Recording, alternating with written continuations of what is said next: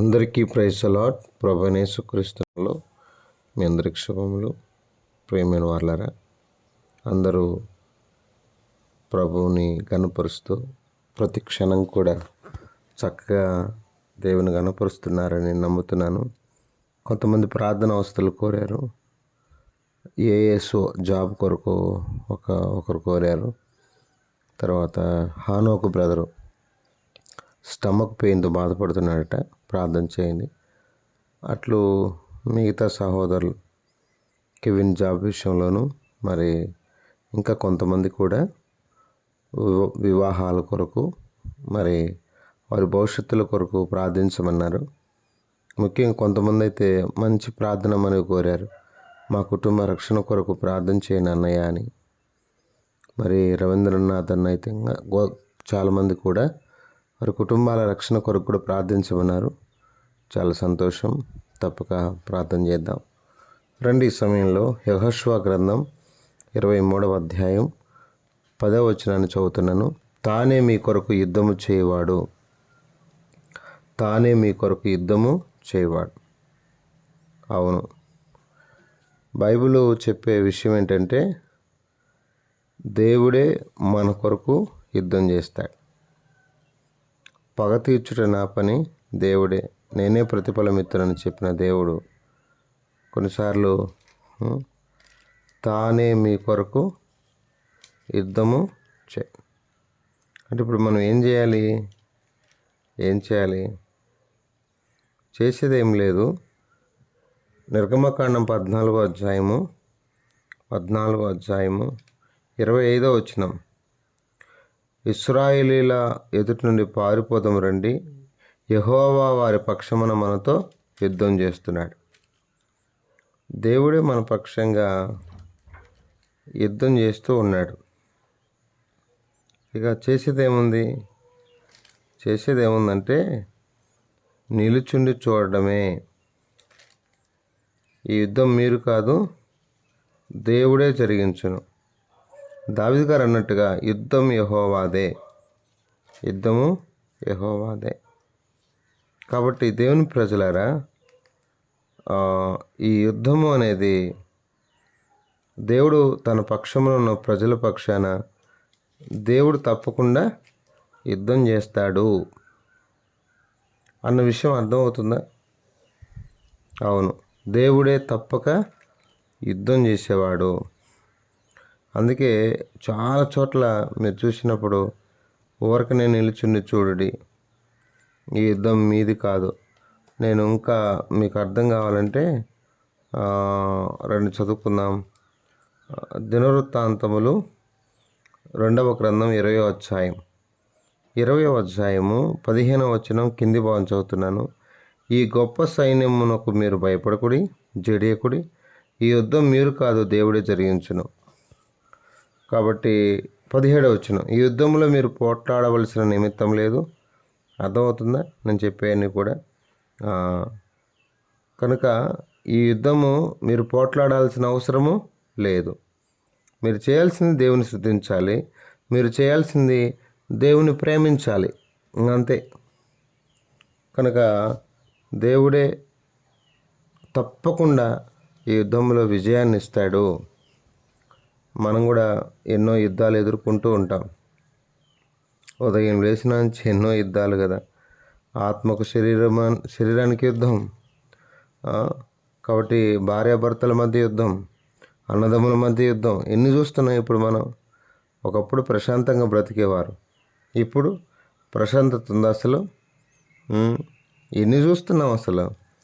పుడతా అన్నదమ్ములు, పెరుగుతా దాయదులు అంటారు చూడండి ఒక సామెత. కాబట్టి అన్నదమ్ముల మధ్య యుద్ధాలు చూస్తున్నాం. అందుకే బైబిల్ ఏం చెప్తుందంటే, చూడండి, యాకోబు ఏశావు ఒకే తల్లి గర్భంలో పెనుగులాడుతూ వచ్చారు, నేను ముందు అన్నట్టు. అదే ఆత్మ సంబంధంగా మీరు ఆలోచన చేస్తే, మరియ గర్భంలో యేసుక్రీస్తు వారు ఉన్నారు, ఎలిజబెత్ గర్భంలో యోహాను ఉన్నాడు. అర్థమైందా?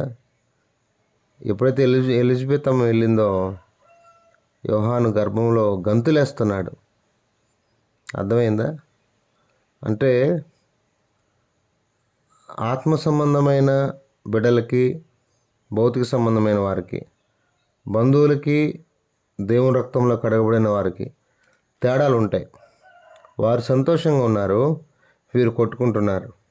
అది కాబట్టి భౌతికమైనటువంటి వాటికి ఎక్కువ ప్రథమ స్థానం ఇవ్వద్దు. ఇచ్చినామనుకో యుద్ధాలే. అర్థమైందా? ఎప్పుడైతే దావీదు తను పొరపాటు చేశాడో, పాపం చేశాడో, భౌతికమైన వాటి మీద తన మనసు ఉంచాడో, ఇక దేవుడు ఇచ్చిన శాపం ఏంటి? ఇక ఇప్పటి నుండి నీ కుటుంబంలో యుద్ధములే కలుగును. కాబట్టి యుద్ధాలకు కారణం మన పాపములే, మన యొక్క అవిధేయతలే. ఒకవేళ అన్యుడు ఏదో వచ్చాడంటే ఓకే, క్రైస్తవులు కూడా ఈరోజు ఎక్కడ చూసినా భయంకరమైన పోరాటాలు, యుద్ధాలు మనం చూస్తూనే ఉన్నాం. ఎన్నో కుటుంబాల్లో మనం చూస్తున్నాం. ఎన్నో కుటుంబాల్లో మనం చూడట్లేదా? చూస్తూనే ఉన్నాం. కనుక దేవుని ప్రజలారా, ఎప్పుడైతే చెడుతనం మన హృదయంలో ఉంటుందో, మన జీవితంలో ఉంటుందో, సమూయేలు 2వ గ్రంథం 12వ అధ్యాయము 10వ వచనం, నీవు నన్ను లక్ష్యం చేయక హిత్తీయుడగు ఊరియా భార్యను నీకు భార్యగునుంటూ తీసుకునినందున నీ ఇంటి వారికి సదాకాలంలో యుద్ధము కలుగును. సదాకాలం యుద్ధాలంటే మామూలు సంగతి కాదు కదా. కనుక దేవుణ్ణి ప్రేమిస్తున్న వారు యుద్ధములో విజయాన్ని పొందుతారు. దేవుని ప్రేమిస్తున్నవారు, ఎందుకంటే 1000 మందిని తరుముతారంట, 10,000 మంది తరిమే అవకాశం కూడా. అయితే వాళ్ళు ఏం చేయాలో అక్కడ చెప్తున్నాడు. యెహోషువ గ్రంథం 23వ అధ్యాయము, నేను మళ్ళీ ఒకసారి చదువుతాను చూడండి. వాళ్ళు ఏం చేయాలో చెప్తున్నాడు చాలా జాగ్రత్తగా. వారికి ఆ విషయాలు చెప్తున్నారు. అలా తరమాలంటే వాళ్ళు ఏం చేయాలంటే 23:11, కాబట్టి మీరు బహు జాగ్రత్త పడి మీ దేవుడిని యెహోవాను ప్రేమింపవలెను. అది సంగతి. దేవుని హత్తుకోవాలి. లోకంలో ఉన్న వాటిని కాదు హత్తుకోవాల్సింది, దేవుని హత్తుకోవాలి అని చెప్తున్నాడు. దేవుని ప్రేమించాలి. ఎవరైతే దేవుని ప్రేమిస్తారో తప్పకుండా, అందుకే 10,000 మంది దండెత్తి నా మీదకి వచ్చినాను, దేవుడే నాకు ఆధారం. నువ్వు దేవుని ప్రేమిస్తూ దేవుని ఆధారం చేసుకుంటే దేవుడే నీ పక్షాన్ని యుద్ధం చేస్తాడు. దేవుడే యుద్ధం చేస్తాడు. దేవుడే. కాబట్టి శత్రువు పారిపోతాడు, తప్పక పారిపోతాడు. అర్థమవుతుందా? అందుకే ద్వితీయోపదేశకాండం 20వ అధ్యాయంలో యుద్ధంలోకి పోవారు ఎలా ఉండాలో చాలా అద్భుతంగా రాయబడిందండి. కాబట్టి భయపడకూడదని, ఆ యుద్ధంలో దేవుడే అన్ని విధాలుగా నీకు విజయం ఇస్తాడని ద్వితీయోపదేశకాండం 20వ అధ్యాయము 4వ వచనం, వనకకుడి, వారి ముఖములు చూచి బెదరకుడి, మీ కొరకు మీ శత్రువులతో యుద్ధం చేసి మిమ్మల్ని రక్షించేవాడు మీ దేవుడని యెహోవాయే. అర్థమైందా? భయపడద్దు, వనకద్దు, వారి ముఖాలు చూసి బెదరద్దు. మీ శత్రువులతో యుద్ధం చేసేవాడు ఆయనే. ఇశ్రాయేలుర వినుడి, నేడు మీరు మీ శత్రువులతో యుద్ధం చేయుటకు సమీపించుచున్నారు. నీ హృదయంలో జంకనీయకుడి, భయపడకుడి. కనుక దేవుని బిడ్డారా, యుద్ధానికి పోతున్న నీవు భయపడొద్దు అని చెప్తున్నాడు. ఆ యుద్ధం ప్రభువే నీ పక్షాన చేస్తాడు అని చెప్తున్నాడు. కనుక బైబిల్లో ఎన్నో ఆధారాలు. అర్థమైందా? అవును, దేవుడే తన భక్తులకు తోడుగా ఉండి ఎంత సహాయం చేశాడో. ఎన్నో యుద్ధాలు మనం చూస్తాం. ఈరోజు వరకు కూడా చూడండి, దేవుని ప్రజలకు సాతానికి యుద్ధాలే జరుగుతున్నాయి. అవును, కనుక పర్లేదు, నువ్వు దేవుని పక్షాన ఉండు. అప్పుడు దేవుడు ఏం చేస్తాడు తెలుసా? దేవుడే నా పక్షమైన విరోధెవ్వడు, దేవుడే నా పక్షమైన విరోధెవ్వడు, దూతలైనను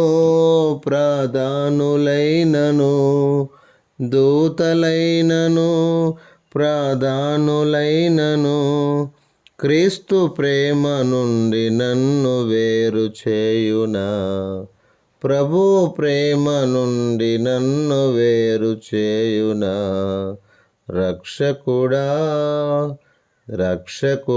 యేసు ప్రభు, స్తోత్రము దేవా. స్వచ్ఛమైన నిత్య ప్రేమ చూపిన దేవా, స్వచ్ఛమైన నిత్య ప్రేమ చూపిన దేవా రక్షకుడా. కాబట్టి దేవుడే మన పక్షమైతే విరోధెవడు? కనుక ఆ విధంగా దేవుని ప్రేమిస్తూ దేవుని ఆధారం చేసుకుని ఈ భూమి మీద ముందుకెళ్దాం గాక. ప్రార్థన చేసుకుందాం. పరిశుద్ధుడైన తండ్రి, కృపగల దేవ, స్తోత్రాలు. ఆయన మా పక్షమున నువ్వే మా శత్రువుతో యుద్ధం చేసే దేవుడు. 1000 మందిని తరుముటకు 10,000 మందిని తరుముటకు కూడా శక్తినిచ్చే దేవా, నిన్ను ప్రేమించే వారంగా నిన్ను ఆధారం చేసుకోవడానికి మా అందరికీ నీ కృప దయచేయండి. ఈ భూమి మీద నాయన మానవ మాత్రలో ఎన్నో విషయాలు తప్పిపోయే వారం దయతో క్షమించి నీ కొరకు ఈ భూమి మీద జీవించడం కూడా సహాయించండి. మా ప్రియులు అట్లా నీ కొరకు నిన్ను జాగ్రత్తగా ప్రేమించడానికి సహాయించండి. ఎక్కడ లోటుపాట్లు లేకుండా చేయండి నాయన. నాలో కూడా ఎన్నో లోటుపాట్లు, మా అందరిలో కూడా ఆ లోటుపాట్లన్నీ సరిచేయండి. నిన్ను ప్రేమించో, నిన్ను ఆధారం చేసుకోవడానికి నీ కృప మాకు దయచేయమని ప్రార్థన చేస్తూ, కొంతమంది బిడ్డలు ప్రభువా ఆయన ఎన్నో న్యూస్ చూస్తూ ఉన్నా, వివాహాలు కాక ఎంతోమంది నాయన ప్రభువా డిప్రెషన్లోకి వెళ్ళి ఆయన ఎంతోమంది నాయన ఉరి పెట్టుకొని చనిపోతున్నారు. ఎంతోమంది తమ జీవితాలు నా తండ్రి యవనస్తులు పాడు చేసుకుంటూ ఉన్నారయ్యా. అయ్యా వారి పక్షాన మీరు సహాయం చేయండి. ఎంతోమంది ప్రభు ఉద్యోగాలు లేక బాధపడుతున్నారయ్యా, జీవనోపాధి లేక ఆర్థిక ఇబ్బందుల ద్వారా నలిగిపోతున్నారు ప్రభువా. కనికరించండి. ముఖ్యంగా నిన్ను ఆధారం చేసుకోవడానికి కూడా సాయం చేయండి. నీ పక్షాన వారు నిలబడ్డ కూడా సాయం చేయండి. మా ప్రియులు మరి కొంతమంది జాబ్స్ విషయంలో కోరారు, మరి సాయం చేయి. తమ్ముడు హానోకు విషయంలో తను నాయన స్టమక్ పెయిన్తో బాధపడుతున్నాడు, స్వస్థపరచండి.